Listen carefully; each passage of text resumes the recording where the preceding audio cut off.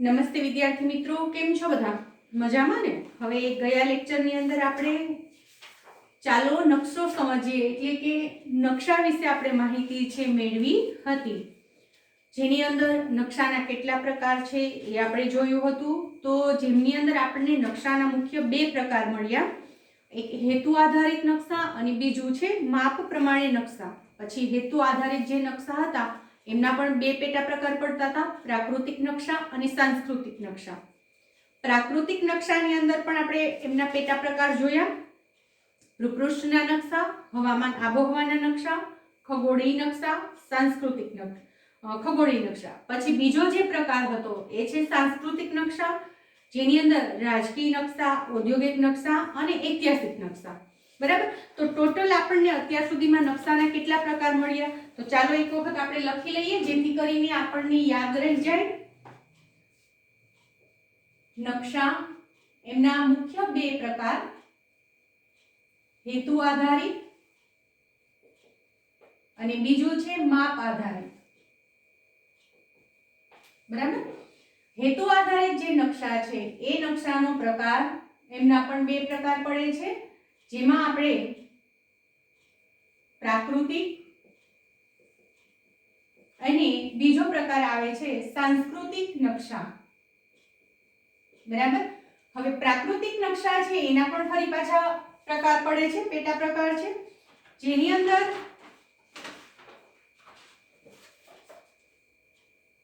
ભૂપૃષ્ઠના નકશા,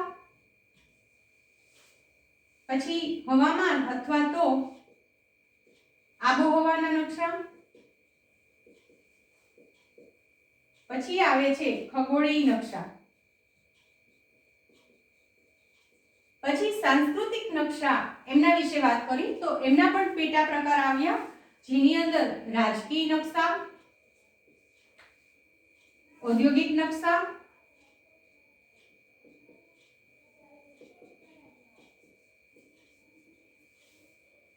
અને ઐતિહાસિક નકશા. ઐતિહાસિક નકશા. તો કુલ આપણે આટલા પ્રકાર જોયા. નકશા એના મુખ્ય બે પ્રકાર, હેતુ આધારિત, માપ આધારિત. હેતુ આધારિતમાં પ્રાકૃતિક અને સાંસ્કૃતિક, પ્રાકૃતિકમાં ભૂપૃષ્ઠ આધારિત, હવામાનને આબોહવાને લગતા અને ખગોળીય. સાંસ્કૃતિકમાં રાજકીય નકશા, ઔદ્યોગિક નકશા અને ઐતિહાસિક નકશા એમની આપણે વાત કરી. પછી માપ આધારિત જે નકશા છે એમના પણ બે પ્રકાર પડે છે. બરાબર. જેની અંદર મોટા માપના જે નકશા હોય છે,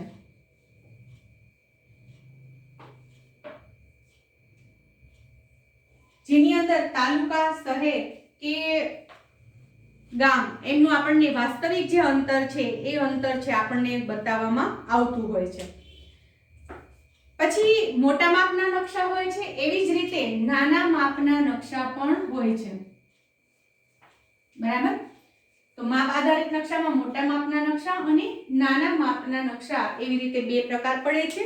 તો મોટા માપના નકશા એની અંદર શું હોય છે? તો વિદ્યાર્થી મિત્રો, તમે ઘણી વખત આલેખની અંદર જોયું હશે, કદાચ તમારે મેથ્સમાં આલેખ આવતો હશે તો તમને ખબર હશે, અથવા તો તમે આગળના ધોરણમાં ભણી ગયા હશો તો ખબર હશે કે ઘણી વખત એવું આપ્યું હોય કે તમારે 1 સેન્ટીમીટર બરાબર 5 કિલોમીટર લેવાના છે, 5 કિમી લેવાના છે. તો હવે માની લો કે તમારે નકશો બનાવવો છે, તો તમે એક કાગળ લઈ લો, ડ્રોઈંગ શીટ લઈ લો. માની લો તમારી પાસે ડ્રોઈંગ શીટ જ છે. બરાબર. ડ્રોઈંગ શીટ પર તમને ભારત દેશનો નકશો બનાવવા કહ્યું, તો ભારત દેશ તો કેટલો મોટો વિશાળ દેશ છે ને? તો એ એટલું મોટું અંતર છે, એક નાની ડ્રોઈંગ શીટ પર સમાઈ શકે નહીં. તો એટલું મોટું અંતર છે એને એક નાની ડ્રોઈંગ શીટ પર સમાવવા માટે શું કરવું પડે? તો એના માટે નક્કી કરવું પડે 1 સેન્ટીમીટર બરાબર 5 કિલોમીટરનું અંતર ગણવાનું, અથવા 1 સેન્ટીમીટર બરાબર 50 કિલોમીટરનું અંતર પણ ગણી શકો. 1 સેન્ટીમીટર બરાબર તમે 100 કિલોમીટરનું અંતર પણ ગણી શકો. એ કેવડી વિગત તમારે એની અંદર સમાવેશ કરવો છે એના આધારિત એ ડિપેન્ડ છે. બરાબર. તો નકશાની અંદર જે આપણે માપ દર્શાવીશું એ સેન્ટીમીટરમાં પણ દર્શાવી શકાય અને મિલીમીટરમાં પણ દર્શાવી શકાય. તો આ માપ જોતા તમને શીખવું પડે. ક્યાંથી શીખીશું? તો તમારી પાસે જે સ્કેલ હોય છે એ સ્કેલમાંથી નાની સ્કેલ જે હોય છે એનું અડધા ફૂટની હોય છે, મોટી સ્કેલ આવે છે 1 ફૂટનું અંતર બતાવે છે. હવે નાની સ્કેલ તમારી પાસે જે કંપાસ બોક્સમાં રાખો છો એની અંદર 1 2 3 4 5 અને 6 મોટા અંક 6 લખેલા હોય છે, મતલબ 6 ઇંચ, બરાબર. પછી સેન્ટીમીટર કેટલા લખેલા હોય છે? તો સેન્ટીમીટર છે 15 સુધી હોય. પછી અહીંયા 0 થી શરૂ થતું હોય, 0 થી 0, પછી 1 2 3 4 5 6 7 8 9 અને 10મો જે કાપો હોય ત્યાં 1 લખેલ હોય. તો 0 થી 1, તો આ આખું 1 સેન્ટીમીટર અંતર થયું કહેવાય, પણ અંદર જે નાના કાપા આવેલા છે એમને આપણે મિલીમીટર કહીએ. તો માપ શું થાય? 1 સેન્ટીમીટર બરાબર 10 મિલીમીટર, 10 મિલીમીટર. પછી એવી જ રીતે 100 મીટર આપેલા હોય તો 100 મીટર બરાબર 1 કિલોમીટર અંતર થાય, બરાબર. તો તમારે કેવડું આલેખન કરવું છે નકશા ઉપર, કેટલું અંતર દર્શાવવું છે એ પ્રમાણે તમારે આ જે માપ છે એને નાના એકમમાં વિભાજિત કરી અને પછી ડ્રોઈંગ શીટ પર કે કોઈ કાપડ પર એનું આલેખન છે તમે કરી શકો કે નકશો છે તૈયાર કરી શકાય.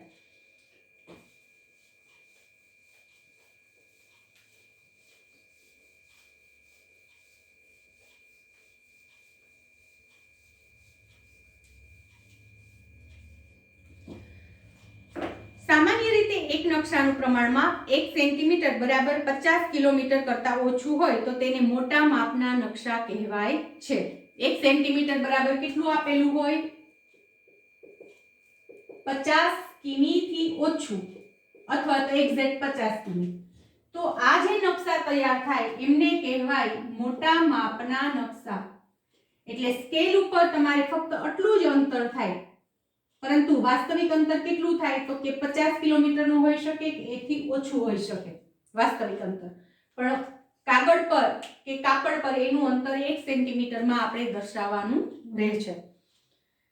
અહીં નકશામાં 1 સેન્ટીમીટર બરાબર 50 કિલોમીટર પૃથ્વી પરનું વાસ્તવિક અંતર દર્શાવે છે. એટલે નકશા પર 1 સેન્ટીમીટર પણ પૃથ્વી ઉપર વાસ્તવિક અંતર કેટલું થયું? 50 કિલોમીટરનું થશે. મોટા માપના નકશામાં વિગત વધારે દર્શાવેલ હોય છે, જેમ કે તાલુકા, શહેર કે ગામના નકશા એ મોટા માપના નકશા છે. માની લો કે તમને તાલુકાનો નકશો આપ્યો છે, શહેરનો આપ્યો છે કે ગામનો નકશો આપ્યો છે, તો આ જે નકશા છે એમને કહીશું આપણે મોટા માપના નકશા. પછી નાના માપના નકશામાં પૃથ્વી સપાટીનો વિશાળ વિસ્તાર દર્શાવવામાં આવે છે. નાના માપના જે આ નકશા છે ને એની અંદર પૃથ્વી સપાટી એમનો વિશાળ વિસ્તાર દર્શાવવામાં આવે છે. એટલે કે પૃથ્વી સપાટી પર જે 7 ખંડ આપેલા છે એ બધાની વિગત છે દર્શાવવામાં આવે છે. જેમ કે જુદા જુદા ખંડ કે દેશના નકશાને નાના માપના નકશા કહેવામાં આવે છે. વિશ્વનો નકશો, દેશના નકશા, નકશાપોથીના નકશા, નાના માપના નકશાના 4 પ્રકાર છે. તો એ 4 પ્રકાર ક્યાં છે એ જોઈએ. આ નાના માપના જે નકશા છે ને એના 4 પ્રકાર પડ્યા પેટા.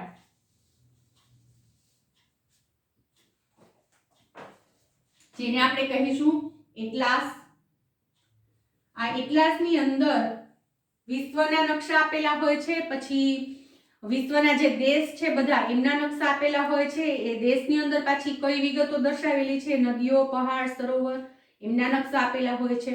એક નાની એવી નકશા પોથી હોય છે જેની અંદર બધી આખા વિશ્વની તમામ માહિતી આવી જાય છે. અને તમારે જો એટલાસ જોવો હોય અથવા તો તમે પોતાનું ખરીદી કરવા માંગતા હોય તો બુક સ્ટોરમાંથી આસાનીથી આપણને પ્રાપ્ત થઈ શકે છે. તો આપણે પરચેઝ કરી અને રાખી શકીએ છીએ. અને વારંવાર નકશાનું વાંચન કરવાથી આપણને કઈ બાબત અથવા તો કયું સ્થળ કઈ જગ્યાએ આવેલું છે, કઈ નદી ક્યાંથી નીકળે છે, એની લંબાઈ કેટલી છે, પહોળાઈ કેટલી છે, એ બધી વિગત છે આપણે મૌખિક યાદ રાખી શકીએ. એટલે નકશા વાંચન છે એ ખૂબ જરૂરી છે અને નકશા વાંચનનું કૌશલ્ય છે એ પણ કેળવવું જ જોઈએ. એટલાસ પછી કેડેસ્ટ્રલ બીજો પ્રકાર આવે છે, કેડેસ્ટ્રલ. પછી ત્રીજો પ્રકાર આવે છે સ્થળ વર્ણન. ચોથો આવે છે ભીંત નકશા. બરાબર. તો નાના માપના જે નકશા છે એના 4 પ્રકાર પડે છે. મોટા માપના નકશામાં તાલુકા, શહેર કે ગામના નકશા એ દર્શાવવામાં આવે છે. તો કેટલા આપણે જોયા? ફરી એક વખત.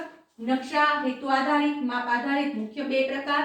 હેતુ આધારિતમાં 2 પ્રકાર, પ્રાકૃતિક, સાંસ્કૃતિક. માપ આધારિતમાં 2 પ્રકાર, મોટા માપના અને નાના માપના. પ્રાકૃતિક નકશામાં ભૂપૃષ્ઠ, હવામાન કે આબોહવા અને ખગોળીય નકશા. સાંસ્કૃતિકમાં રાજકીય, ઔદ્યોગિક ને ઐતિહાસિક. મોટા માપના નકશાની અંદર તાલુકા, શહેર કે ગામના નકશા. તાલુકા, શહેર કે ગામનો નકશો. નાના માપમાં એટલાસ, કેડેસ્ટ્રલ, સ્થળ વર્ણન, ભીંત નકશા. બરાબર. તો આટલી બાબત આપણે નકશા વિશે જોઈ, આટલી સમજૂતી આપણે પ્રાપ્ત કરી. હવે તમારા પાઠ્યપુસ્તકમાં એક કોષ્ટક આપેલું છે કે તમારી શાળામાં ઉપલબ્ધ નકશાઓની યાદી તૈયાર કરો અને નકશામાં કઈ કઈ વિગત છે દર્શાવેલી છે એ શોધો. તો આપણી શાળાની અંદર પ્રાકૃતિક, રાજકીય, રેખાંકિત નકશા, ભૌગોલિક નકશા, બધા નકશાઓ છે આપણી શાળાની અંદર અવેલેબલ છે. તો વિદ્યાર્થી મિત્રો, અત્યારે આપણે શાળા શરૂ નથી, ઘરે છીએ આપણે, એટલે શાળામાંથી આ વિગત મેળવીને તમે એનું આયોજન અથવા તો આલેખન છે કરી શકશો નહીં, વિગત છે નોંધી શકશો નહીં. પરંતુ હા, આવતા વર્ષે જ્યારે આપણી શાળા શરૂ થઈ જાય ત્યારે આ કામ તમે ચોક્કસ કરી શકશો. હવે પછી તમને સામેના પેજ પર તમારા પાઠ્યપુસ્તકમાં નીચે આપેલા નકશાઓનું અવલોકન કરી તેના પ્રકારની નોંધ કરવાની છે. તો સૌપ્રથમ તમને ગુજરાત રાજ્યનો નકશો આપેલો છે. તો રાજ્યનો નકશો જુઓ કે દેશનો નકશો જુઓ તો સૌપ્રથમ કઈ વિગત જોવાની થાય કે કેટલા અક્ષાંશ અને કેટલા રેખાંશની વચ્ચે આવેલું છે. તો આપણું ગુજરાત રાજ્ય છે કેટલા અક્ષાંશની વચ્ચે આવેલું છે? તો કે 21.1 અંશ અથવા તો કોઈ જગ્યાએ 10 પણ લખેલું હોય છે, એટલે કે પોઈન્ટ પછીના 2 આંકડા સુધી પ્રમાણભૂત માપ છે. પછી ત્રીજા આંકડાની આપણે કઈ જરૂર હોતી નથી. માની લો કે આ 20.10 છે, એટલે પોઈન્ટ પછીનો 2 આંકડો બીજો 0, પણ માની લો કે અહીંયા 20.15 હોય તો આ આંકડો છે 20.15 નહીં પરંતુ વધારે છે, તો પછીનો જે આંકડો છે એ બાદ કરીને આગળના આંકડામાં 1 ઉમેરી દેવાનો થાય અને અહીંયા 20.16 છે લખી શકાય. પરંતુ અહીંયા આપણને આપેલું છે 20.1 અંશ ઉત્તર અક્ષાંશથી. કોઈ જગ્યાએ ઘણી રેફરન્સ બુક તમે યુઝ કરતા હો તો એની અંદર 20.10 પણ આપેલું હશે. બરાબર. તો પોઈન્ટ પછીના 2 આંકડા સુધી, એટલે કે પોઈન્ટ પછીના જે આંકડા હોય છે એની અંદર આપણને ઘણીવાર તફાવત જોવા મળતો હોય, પરંતુ અગત્યનું છે પોઈન્ટ પહેલાના 2 આંકડા એ ફેરફાર કરી શકાય નહીં. તો ગુજરાત રાજ્યનું માપ જોઈએ તો 20.1 અંશ ઉત્તર અક્ષાંશથી 24.4 અંશ ઉત્તર અક્ષાંશ. કેટલું છે? 20.1 અંશ ઉત્તર અક્ષાંશથી 24.4 અંશ ઉત્તર અક્ષાંશની વચ્ચે ગુજરાત રાજ્ય આવેલું છે. પછી રેખાંશ ક્યાં છે? તો 68.4 અંશ 68.4 અંશ પૂર્વ રેખાંશથી પહેલા આપણે પૂર્વ રેખાંશ લખીશું, પછી લખીશું જેમ કે 74.4 અંશ પૂર્વ રેખાંશથી 74.4 અંશ પૂર્વ રેખાંશથી 68.4 અંશ પૂર્વ રેખાંશ. બરાબર. તો 21.1 અંશ ઉત્તર અક્ષાંશથી 24.4 અંશ ઉત્તર અક્ષાંશની વચ્ચે અને 74.4 અંશ પૂર્વ રેખાંશથી 68.4 અંશ પૂર્વ રેખાંશની વચ્ચે આપણું ગુજરાત રાજ્ય આવેલું છે. પછી એની અંદર આ જે નકશો આપેલો છે એની અંદર શેની માહિતી આપેલી છે? તો કે જિલ્લાની માહિતી આપેલી છે. ગુજરાત રાજ્યમાં કુલ કેટલા જિલ્લા છે એ બધા જિલ્લાની આપણને રાજકીય બાબત આપેલી છે. રાજકીય એટલે એની બોર્ડર આપેલી છે કે આટલા વિસ્તારમાં છે જુનાગઢ જિલ્લો છે, આટલામાં પોરબંદર જિલ્લો છે, આટલામાં સુરેન્દ્રનગર જિલ્લો છે, આટલામાં અમરેલી છે, આટલામાં ભાવનગર છે, વગેરે વગેરે. તો આ નકશાને આપણે કહીશું મોટા માપનો નકશો. મોટા માપનો નકશો કહીશું. પછી એની નીચે જે તમને નકશો આપેલો છે એ નકશો શેનો આપેલો છે એ જોઈએ આપણે.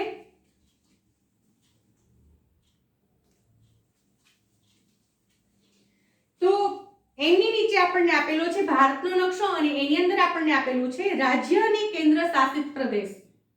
તો ભારતના નકશામાં કઈ વિગત આપેલી છે? રાજ્ય અને કેન્દ્ર શાસિત પ્રદેશની વિગત આપણને આપેલી છે. પછી આંતરરાષ્ટ્રીય સીમારેખા, રાજ્યની સીમારેખા, દેશની રાજધાની ને રાજ્યનું પાટનગર, એના માટે તમને સંજ્ઞા સૂચિની અંદર એને કેવી રીતે દર્શાવ્યું છે એ કીધું છે. તો સંજ્ઞા સૂચિ કોને કહીશું આપણે?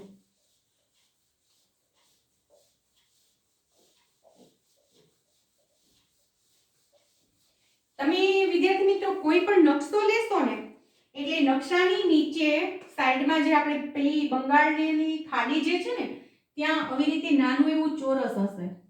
પછી એની અંદર છે અલગ અલગ ચિહ્ન આપેલા હશે. આપણે એની અંદર જુઓ કે આવી રીતે ટપકા ટપકા વાળી જે લાઈન છે ડોટ્સ ડોટ્સ વાળી, એના માટે આપ્યું છે આંતરરાષ્ટ્રીય સીમા રેખા.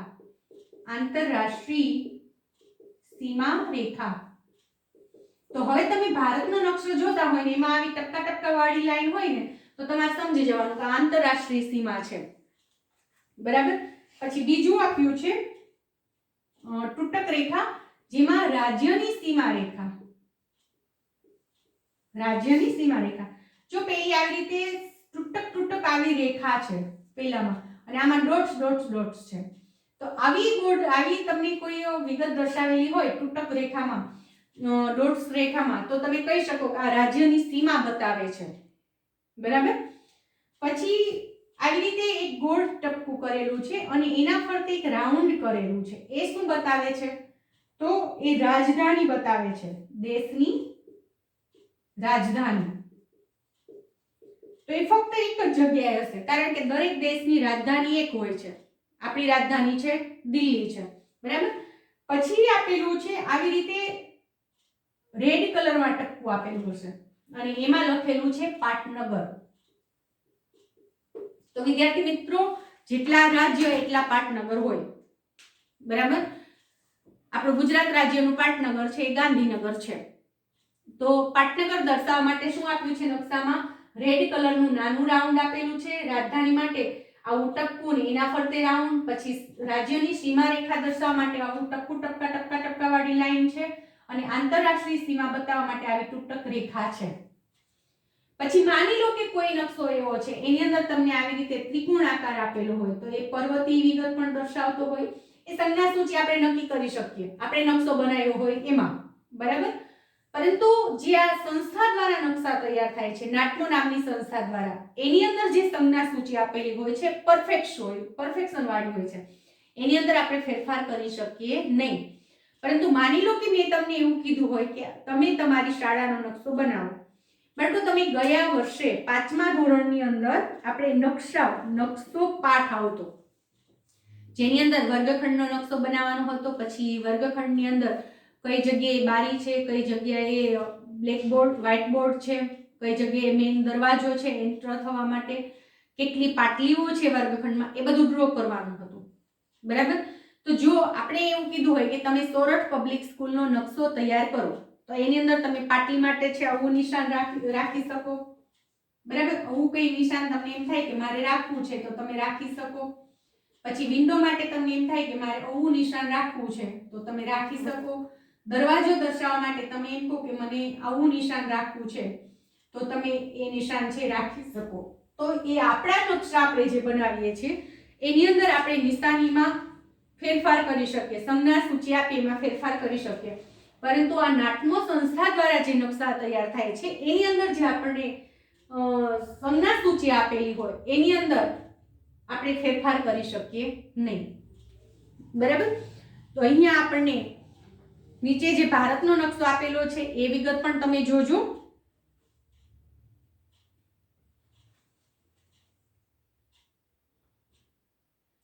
પછી ભારતનું સ્થાન જેવી રીતે આપણે ગુજરાત રાજ્ય જોયું કે ક્યાં ક્યાં અક્ષાંશ રેખાંશની વચ્ચે આવેલ છે, એવી રીતે ભારતની જો આપણે વિગત લેતા હોઈએ તો આપણને એ ખબર હોવી જોઈએ કે ભારત છે એ કયા અક્ષાંશ ને કયા રેખાંશ વચ્ચે આવેલો છે. તો ભારત દેશ છે એ 8 અંશ ઉત્તર અક્ષાંશથી 8 અંશ ઉત્તર અક્ષાંશથી 38 અંશ ઉત્તર અક્ષાંશની વચ્ચે આવેલો છે. પછી 68 અંશ પૂર્વ રેખાંશથી 98 અંશ પૂર્વ રેખાંશની વચ્ચે આવેલો છે. બરાબર. તો આ રીતે આપણને છે એ ખબર હોવી જોઈએ કે આપણો દેશ છે એ પણ કયા અક્ષાંશ રેખાંશની વચ્ચે આવેલો દેશ છે. બરાબર. પછી પાછળ પેજ ફેરવો એટલે આપણને જે નકશો આપેલ છે એની અંદર નદીઓનું વર્ણન કરેલું છે કે નદીઓ કઈ કઈ નીકળે છે, કયા રાજ્યમાંથી નીકળે છે, કયા પર્વતમાંથી નીકળે છે, એમની લંબાઈ કેટલી છે, એ બધું. પછી એમની નીચે પૃથ્વીનો ગોળો છે એ આપણને આપેલો છે. હવે ભારતમાં નકશો બનાવતી મુખ્ય 3 સંસ્થા એ તમને આપેલી છે. એક નાટમો નામની સંસ્થા છે, તેમનું પૂરું નામ છે National Atlas Thematic Map Organisation. આ સંસ્થા છે કલકત્તાની અંદર આવેલી છે અને તે વિતરણ દર્શાવતા નકશાઓનું નિર્માણ કરે છે. પછી બીજી સંસ્થા છે NRSA national remote sensing agency. આ સંસ્થા છે હૈદરાબાદની અંદર આવેલી છે અને તે ઈસરો દ્વારા અવકાશમાં સ્થાપિત ઉપગ્રહ દ્વારા લેવાયેલ તસવીરથી નકશાઓ તૈયાર કરે છે. પછી છે સર્વે ઓફ ઇન્ડિયા. આ સંસ્થા છે દહેરાદૂન ખાતે આવેલી છે અને આ સંસ્થા નકશા નિર્માણ અને તેનો ઉપયોગ માટેની મંજૂરી આપે છે. આપણા પાઠ્યપુસ્તકના નકશા આ સંસ્થા દ્વારા પ્રમાણિત કરેલા નકશા છે. એટલે કે સર્વે ઓફ ઇન્ડિયા નામની જે સંસ્થા છે એમના દ્વારા પ્રમાણિત કરેલા નકશાઓ છે. હવે પછી આપણે લેક્ચરની અંદર જોઈશું નકશાના અંગો ક્યાં ક્યાં છે. બરાબર. દિશા, પ્રમાણમાપ, રૂઢ સંજ્ઞાઓ આ બધું છે આપણે એની અંદર જોવાનું છે અને પછી ભારતનું સ્થાન આપણે જોઈશું. બરાબર. તો આજનો આપણો જે લેક્ચર છે એ લેક્ચરની અંદર આપણે અહીંયા સુધી રાખીશું. નેક્સ્ટ લેક્ચરની અંદર નકશા સમજીએ એમના વિશે વિશેષ માહિતી જોઈશું. તો બાળકો તમને લેક્ચરની અંદર જેટલું કરાવવામાં આવે છે તે તમે પરફેક્શન સાથે શીખતા જજો.